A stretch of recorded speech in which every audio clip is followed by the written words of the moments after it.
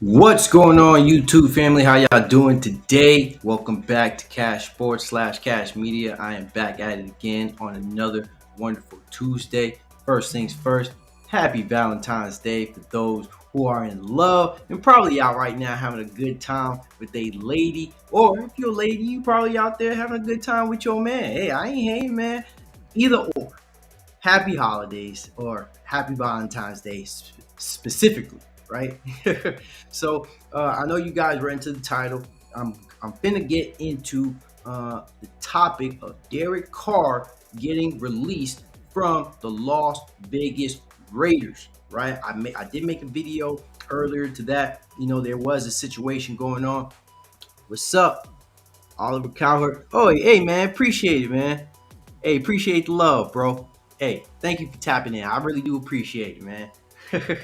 You know, my Twitch was actually down for the past couple of days because I was streaming the Super Bowl. I should have known they were going to take it down, though. You know, but yeah, I'm going to get into Derek Carr and also the biggest rumors that's circulating around the league as it pertains to the biggest trades. You know, quarterbacks that could potentially be moved during this offseason in the NFL. But before I get into that, please cue the intro.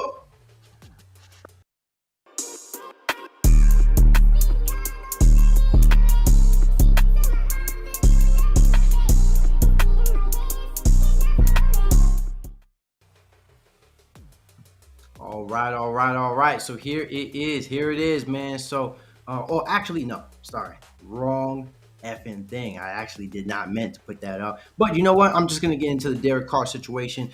But this is what I was talking about with the biggest rumors circulating.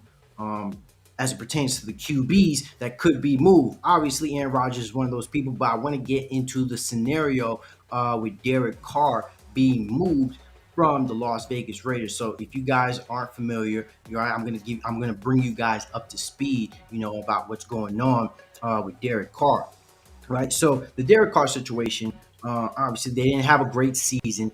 Derek Carr got released, or you know they were trending on light waters. Derek Carr was guaranteed $40 million as of this week if the Raiders did not release him, right? So if they didn't do that, they were going to be guaranteed to pay him that $40 million.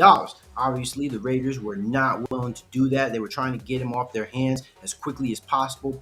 Probably get maybe a second, third round pick for Derek Carr.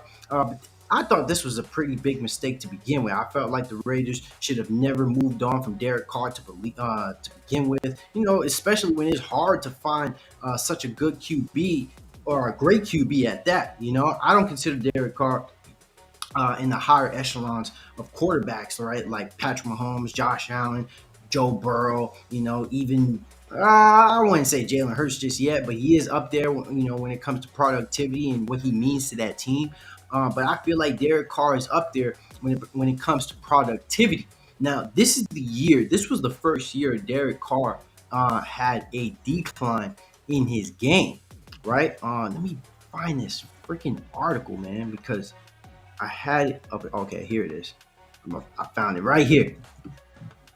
All right, so I can't even waste time with that. Because actually, I'm going to be going out for Valentine's Day myself. Right, so here it is. All right, so Raiders released Derek Carr after 9 seasons with the team. Now, going back to what I said, with the Raiders and Derek Carr. I mean, there were so many issues with this team to begin with, and I felt like Derek Carr simply just wasn't one of those guys who should have been released in the first place. You feel me? And then so where I'm coming from, I mean, it's hard enough to find a QB. The Raiders have had a bad defense for numerous years, right, heading into the season. You know, I believe they had like 3 different scenarios, 3 different games where they had where you had other teams come back on you, right? So there was that first game in the season when the Cardinals came back on them on an 18-point deficit. There was a 21-point deficit, right? They're probably one of the only teams that I know of to have 3 games, right, where 3 teams had came back on them on 3 different scenarios in the same season at that. Right now, I know we can probably look at Derek Carr and be like, you know, you didn't produce enough in order for them to win the game, or you should have did enough so this team or the team that they were going against pertaining to that week, they should have never even had the opportunity to come back if you were producing on the offensive side of the ball. But nonetheless, I feel like in this situation, Derek Carr was certainly and most definitely scapegoated without a doubt. And I have evidence and stats to prove it. But as it pertains to this article, right, it's going to show a little bit of decline, right? So my thing about it is, with the Raiders releasing Derek Carr after 9 seasons with the franchise, Carr was released necessary. His release was necessary before February 15th, when his $32.9 million base salary for next year and $7.5 million for 2024 would be fully guaranteed. Right? Carr was reportedly not willing to accept a trade to the New Orleans Saints or any team. The Saints received permission to speak with Carr and even hosted him on a visit, but ultimately did not agree to the Raiders' asking price of a third-round pick and didn't want to take on Carr's contract. The Raiders benched Carr for the final 2 regular season games to avoid injury risk, and he finished last season with 3,500 passing yards, 24 touchdowns, 14 interceptions, and a 60.8 completion percentage, resulting in 86.3 passer rating. Carr had spent his entire career with the Raiders after being drafted by the team in the 2nd round of the 2014 NFL Draft. During his tenure with the team, he started 142 games, threw for 35,222 yards, 217 touchdowns, and 99 interceptions. Right? And made 4 trips to the Pro Bowl, and he played in 1 playoff game during his career, which resulted in a loss in the 2021 AFC wildcard round. Carr's agent, Tim Younger, released a statement thanking the Raiders organization and fans for the time he spent with the team. Right? While the Raiders put out a statement thanking Carr for his contributions to the team and wishing him and his family all the best in the future. Right? So this is done data. This is over with. Right? Derek Carr is no longer going to be a Las Vegas Raider. Right? So at least on Derek Carr's situation, where is he going to land now? Where is he going next? Right? And we've heard at least 2 teams in the race, for Derek Carr. Now that he's a free agent, right? You're going to be having a bidding war between the teams. And the 2 teams that really come to mind really are 1, the Saints, and 2, the New York Jets. Right? Now, I feel like with these 2 teams, they're very similar in different ways, right? They have weapons, they have receivers, they both have really good defenses, right? Even though the Saints weren't particularly good last year, the Saints did have one of the best defenses in the league, right? And we can't poo-poo, the type of skill players that they have on their roster, right? Alvin Kamara still isn't a guy that you gloss over. Even though Michael Thomas has been injured for the past couple years or so, I can still look at the guy as somebody who would still be able to produce, if they had a competent quarterback, taking the snaps, right? So, and also, going back to Alvin Kamara though too. Not only is he a running back, but he also catches from the backfield. Now switching it to the New York Jets, right? The New York Jets. We all heard the stories circulating around the New York Jets. Zach Wilson freaking sucks, and I've stated that in the past. I'm not afraid to say it again. He is shit. He is dog shit. All right, Mike White. I'm not convinced on him. So the thing about the Jets, if they had anybody competent at quarterback, New York Jets would have definitely probably made the playoffs, right? They had one of the best defenses. They had 2 rookies win Rookie of the Year, right? Garrett Wilson, who won Offensive Rookie of the Year, and Sauce Gardner, who was also All-Pro and Defensive Rookie of the Year, right? So Sauce Gardner was definitely saucing it up, right? Being probably, right, the best corner in the game in just his first year in the National Football League. Right, so if I had to bet, if I'm Derek Carr, if I'm in this situation, and you have all these teams flocking at you, if you have the opportunity to pick wherever you want to go, in my humble opinion, right, I would choose the Jets simply based off what they have right now. right? They have the running game. Hines, I forgot that dude's name. He got injured though. The Jets running back Hines, right? Hines. He did get injured, but he was putting up some phenomenal numbers during the season.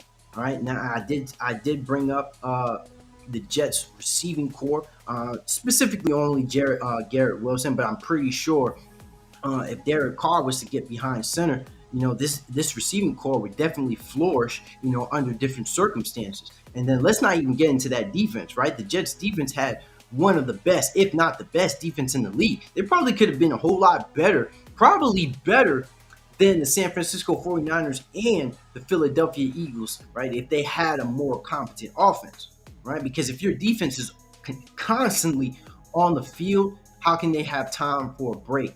You're right. They're going to get fatigued. They're going to get tired out, and eventually they're going to make mistakes, right? Most recent situation that we've seen with the 49ers, when they went against the Philadelphia Eagles, even though they're a great defensive team, they were just on the field continuously. And you know what? Penalties are going to fly. Mistakes are going to be made. And essentially, you're not going to look like the number one defense we had seen throughout the regular season, right? Now, if he were to go to the Saints, that would be a great situation also. One, that division in particularly isn't a great division, right? Tom Brady just retired, so the Bucs are probably going to be looking at a quarterback in the near future. That team is certainly going to break up in the near future also, right? And then, and I already spoke about the roster that they have.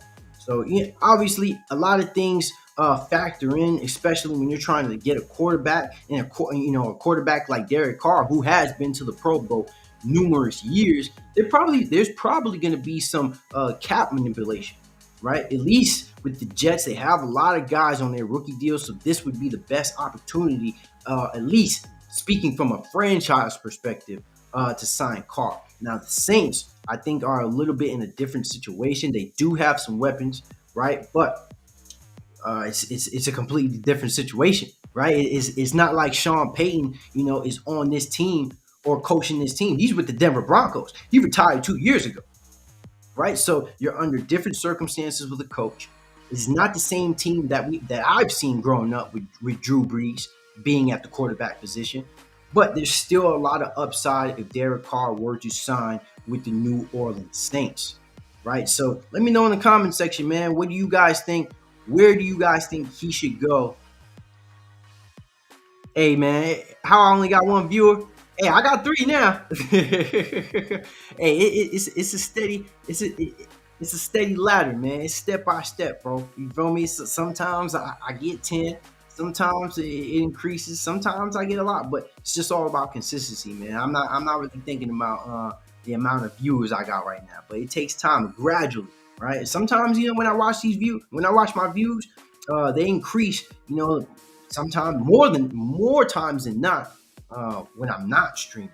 All right, but I typically do sometimes have people hop on. We debate, we talk about a bunch of different shit on here. So trust me, man.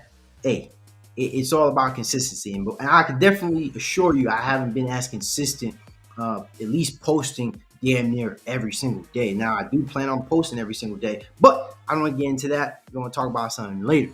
All right, but hey, don't air me out like that now, man. Plus, I'm still getting my Twitch up. But hey, if you keep watching, hey, you're a viewer right there. All right, so now let's get into another story, another topic that we do got to get into when it comes down to biggest rumors entering the 2023 offseason for the NFL. Now, right, we know when NFL offseason occurs, when free agent comes down, or even the NFL draft, there's always a lot of moves. The front offices, right? They're out there doing what they need to do to make sure they're putting their team in the best position to win, right? So we do know that Derek Carr isn't just the only quarterback that's on the market, or that might be on the market, right? There might be some big names on the market. One in particular, right? And actually, I'm gonna just go down to the first guy that's on the list. Let's see.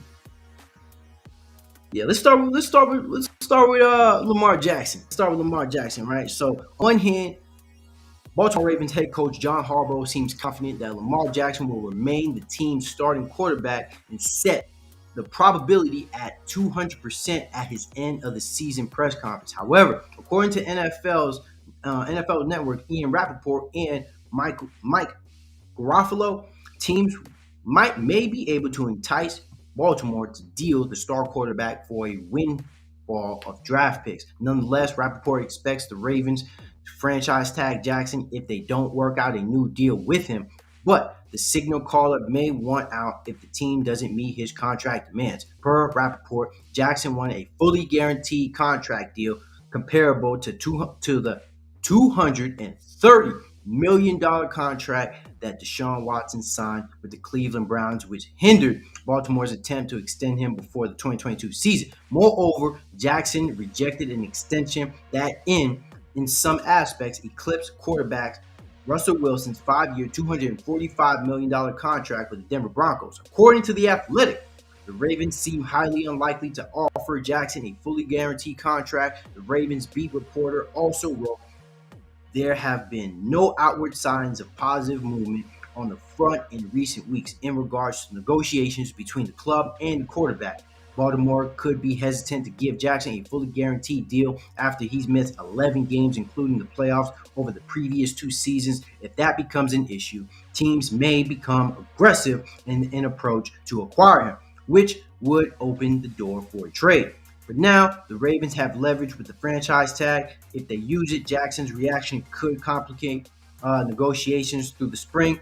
He'll likely have to give up on the idea of a fully guaranteed contract to stay in Baltimore or play elsewhere. Jackson would probably have to demand a trade for Baltimore to deal him away. He's helped lead the Ravens to 4 playoff appearances in 5 years. BS meter, they're giving it a 6. Bleacher Report is giving it a 6, man. So I've definitely made a video covering Lamar Jackson. You need more views. The algorithm is dog shit. Come on now. Yeah, I know, man. Hey, man, why you airing me out like this here on the live stream, bro? Hey, I'm working on the Twitch though. I'm working on it though. I got a bunch of stuff. I'm investing. Hey, man, stick to the topic, man. Let's talk about football. Let's talk about the topic at hand. Let's talk about what we got going on here, man. So,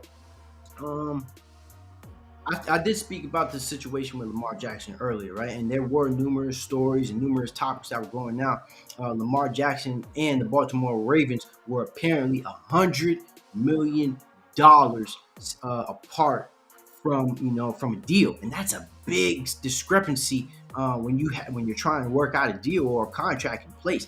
And I don't want to be that guy to say that Lamar Jackson doesn't deserve the contract, but we got to be realistic here in this scenario. You don't want your quarterback taking up the bulk of your salary cap, right? Because, they've stated, in the paragraph that I just read that Lamar Jackson missed 11 games this year. So imagine if the Baltimore Ravens had given Lamar Jackson his fully guaranteed contract, but yet they missed 11 games this year. Shockingly enough, the Baltimore Ravens were still good enough to even make the playoffs, right? So they're a good team, but, Lamar Jackson starting at the quarterback position, they have an above 500 record with Lamar at the starting quarterback position. Now, that is especially difficult to do in the division that they're in. Mind you, they're playing against the Steelers, which is not a team you can really gloss over. They got the Cincinnati Bengals, who won the division for 2 years straight, right, and went to the AFC Championship back-to-back. And the Cleveland Browns are just the Cleveland Browns. But you never know with that team, right? It's still a division game. You still got to play against these teams. You still got to play against these teams twice in 1 year. But, if Lamar Jackson is not on the field, if he keeps getting hurt, how can you offer this guy a fully guaranteed contract? Now, I'm only looking at it from a lens, from a front office lens. But I can fully understand why Lamar Jackson wants a fully guaranteed contract. I mean, he wasn't with the bullshit that he was going through, or at least what Deshaun Watson was going through. You get what I'm saying? But, so you get a lot more assurance, with Lamar Jackson. At least, when you're speaking on off the field and even on the field, right? Now, I know that Deshaun Watson was a better player than than Lamar Jackson when it comes to the quarterback position, strictly the quarterback position. But results, triumph, everything, right? Lamar Jackson wins with this team. We haven't seen Deshaun Watson win with the Cleveland Browns. And I got to bring this up. It's the Cleveland freaking Browns. When have the Browns have ever made a great decision at quarterback? Like, let's be honest here. I mean, even with the past couple years that we had seen Baker Mayfield, yeah, he had some good, he had some shine. He had a glimpse of success here and there. They went to the playoffs and won one playoff game, but that is it. Cleveland Browns still haven't done anything. Up to this point, we're still not guaranteed, or we're still not sure if they have their franchise quarterback, right? They just kind of went out there and threw the deal out there just to kind of, certify themselves in that running for Deshaun Watson. But even with this year, there was not much to really, be happy about, in my opinion, right? So, but there is another season. There is going to be another offseason. Deshaun Watson is going to have a lot of time to prepare for this next upcoming season, right? So we're going to have to wait and see. But as it states, the Baltimore Ravens do have the leverage, so they could, right, franchise tag him. But that is going to complicate things. You already know, right? Whenever quarterbacks get that franchise tag, it makes things a little bit more complicated. Now, when it comes to the fully guaranteed contract, like I said, I'm not going to be the one that's going to say I don't think he shouldn't get it. But in a way, I kind of did say he shouldn't get it, right? And I'm only speaking from a perspective where before the Deshaun Watson deal, this deal was unprecedented. The Cleveland Browns are literally the only team to give Deshaun Watson a fully guaranteed deal, right? So speaking from that perspective, right? Lamar Jackson doesn't really have a lot of leverage, especially when the team can franchise tag. And who would be willing to give that contract to Lamar Jackson? Even the Baltimore Ravens owner even said the Cleveland Browns complicated things by giving Deshaun Watson that money. All right, but let's leave it at that. Let's talk about the next thing here. Right, Bears #1 overall pick worth a small fortune. General managers of quarterback needy teams will offer a treasure trove of draft picks if they're laser focused on a specific prospect who has potential to become the face of the franchise. This year, CJ Stroud, Ohio State, and Bryce Young, Alabama, are at the top of the quarterback prospects in most early mock drafts. Bleacher Report's post-Senior Bowl big board rankings listed the former and latter as the number 6 and the number 12 overall prospects, respectively. We gave Stroud 8.4, a slightly higher than Young 8.2, regardless of the order in which Stroud and Young go in April's draft. Teams may be willing to give up multiple premium picks for either of the two signal callers, which bodies well for the Bears' ability to accumulate more capital and fill holes across their roster. ESPN's Adam Schefter joined Waddle and Sylvies to discuss the value of Chicago's top draft pick. I quote, "I can just tell you right now that the Bears are going to have the opportunity to listen to some unbelievable offers for the #1 pick, and they're going to have the chance to parlay that one pick. That came as a benefit from the Houston Texans playing a game that they never should have won into a bevy of future picks that can set up the franchise for years to come." On the Rich Eisen show, Bears quarterback Justin Fields said the team hasn't shared its plans for the top selection in this year's draft, but he would like to be in the know because everyone would love honesty in the process. If the Bears choose to build around Fields, they could rack up top 100 picks in the next 2 years and significantly improve the quarterback's supporting cast by adding wide receiver and offensive line help. In a quarterback-driven league, general manager Ryan Poles should receive strong offers for the top spot in 2023 draft, but Young and Stroud will likely need to show out at the NFL scouting combine and/or their pro day. BS Meter 2. Now I don't know how they scale this out. I don't know. 10 means I mean I kind of get it. Let me not act dumb on here, but at least pertaining to this. Now I find this Khalid next year will be crazy. I love being your only viewer. Hey man, it is what. Hey, I got somebody on here right now, man. Hey, quit clowning me, man. There's gonna be a time you're not gonna be able to keep saying that, bro. But honestly, if I had to be honest with this, if I had to be really honest with this though, I think the Bears should draft a QB. If they could, I would draft another QB. And I'm sorry, man, I'm just not completely convinced on on Justin Fields moving forward. Now, people were trying to pinpoint, or people were trying to look at the Bears' offensive line and trying to say, that they're not good enough, and this is the reason why Justin Fields is not able to produce. But shockingly enough, the Bears had a middle of the pack offensive line. Now we've seen better quarterbacks. We've seen better players do more with less. Now I know it's probably unfair to put Justin Fields in the same category as Joe Burrow, but Justin Fields is still one of those quarterbacks who can make plays with his feet, right? It's about getting through your reads, getting to the right guy, sometimes being a little bit more accurate and making the right plays, right? So the Bears, they've had some killer players on the defensive end. They had Khalil Mack, they had Raekwon Smith, two players that they've given up in order to help the offensive side of the ball, right? Remember, they even fired Matt Nagy during their first year coaching Justin Fields due to his development, right? And I do think Justin Fields' development heading into the league was complete dog shit, right? But nonetheless, Justin Fields definitely needs to put something more out there in order to convince the Bears that they're going to be their future quarterback, right? So that's that. All right, so now to the next one. Is Packers willing to do what Aaron Rodgers wants to do this offseason? So I'm going to be quick with this because I do got to go on my little date here pretty soon. So once Aaron Rodgers returns to his darkness retreat, he may have full say in whatever happens in his NFL career. According to the NFL Network's Ian Rappaport, the Green Bay Packers will accommodate Rodgers if he requests a trade, and they're willing to move forward with him in the event that he wants to return for another year.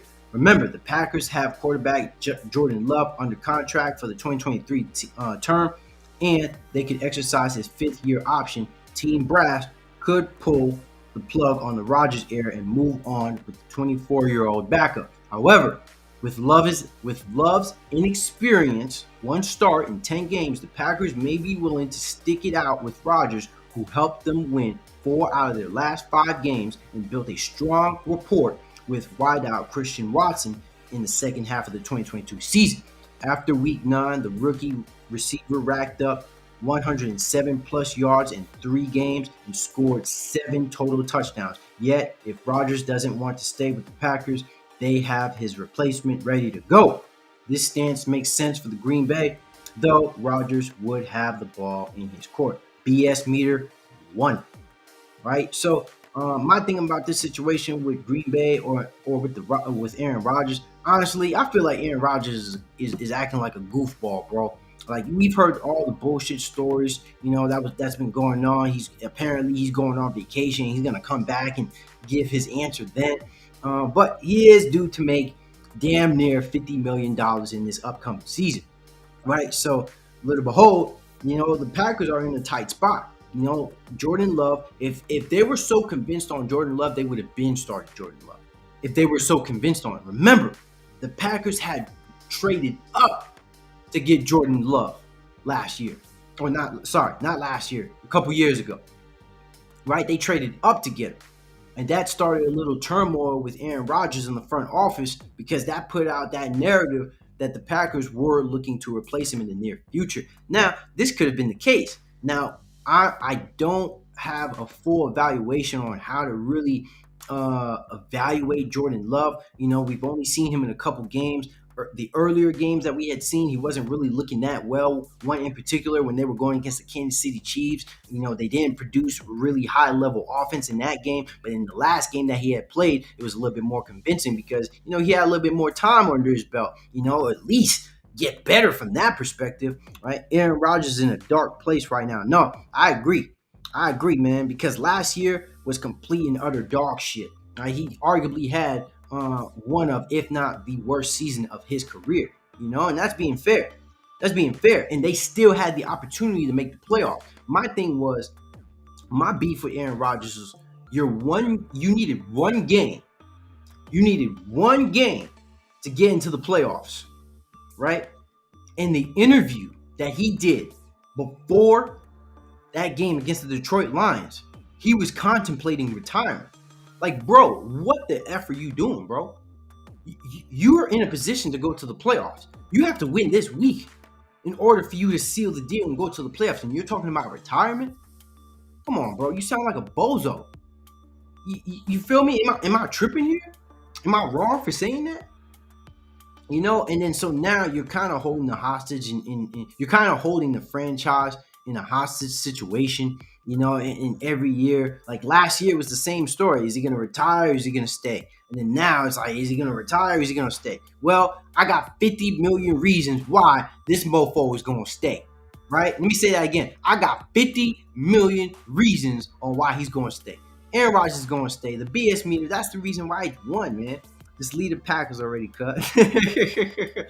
But if he does leave the Packers, obviously, Aaron Rodgers is going to have so many opportunities lurking for him. But the Packers are going to have to trade for him. They're still going to have to pick up, they're going to have a lot of dead cap space, because of his deal, right?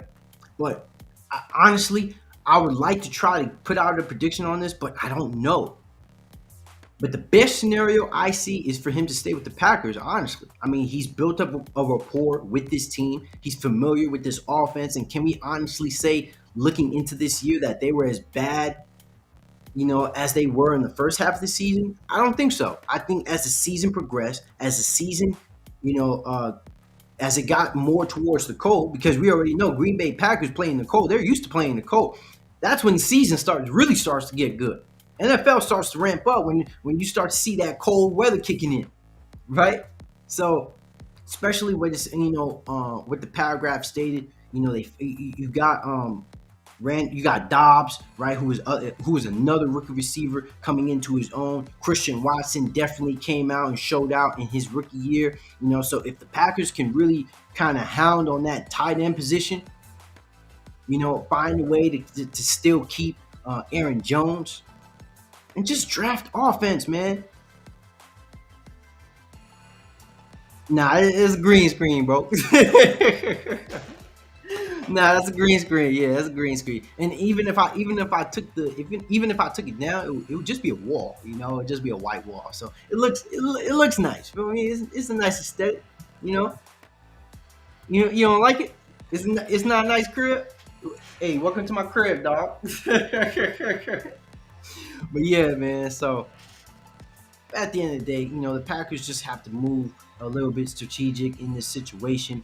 And they're going to have to see what's going on with Jordan Love. Is he going to be ready? Will he be ready to take up the QB1 position, if Aaron Rodgers ultimately decides to want to leave or retire, right? So that is it for me, man. Because I'm about to leave in probably like 10 minutes so I can head out, because I got my dinner reservation. So I got Valentine's Day too. I got to celebrate Valentine's Day though too. But I'm here. I'm glad I was able to, get this out the way, because I literally came home like not too long ago, made this video and then hopped out. So honestly though, Oliver Coward, that's really the biggest reason why it's hard for me to maintain continuity with my scheduling. I got school and all this shit going on, homework and all this. So I really just try to post really when I have the opportunity to do so. But I do try to post, or I do try to stream typically from 3, or at least I would say from 12 12 after. Anywhere after noon. But I would say my peak times, I would say appreciate that. Have a nice dinner. Definitely. Thank you. Thank you. But I would definitely say my peak times is definitely like between 4, 5, and 6. Those are the best times I would like to come on. Or if not, like 6, 7. I know that's kind of like a big window, but hey, that's why I say subscribe on YouTube, hit that bell and notification button so you guys can know whenever I hit that live stream, you guys can tap in. We can head into some debates, right? Because football is over, right? There's still going to be a lot of things to talk about when it comes to the NFL offseason. But NBA is still about to kick off. This weekend is NBA All-Star break, so you know I'm going to tune into that. Then we're going to officially have the second half of the season kicking off, which is going to lead into the NBA playoffs, baby. So come on now. We ready for it. We're going to talk about it. We're going to get into it. But at the end of the day, this is Cash Sports / Cash Media. I'm Cash. Thank you guys for tuning in. Happy Valentine's Day and have a wonderful, wonderful day.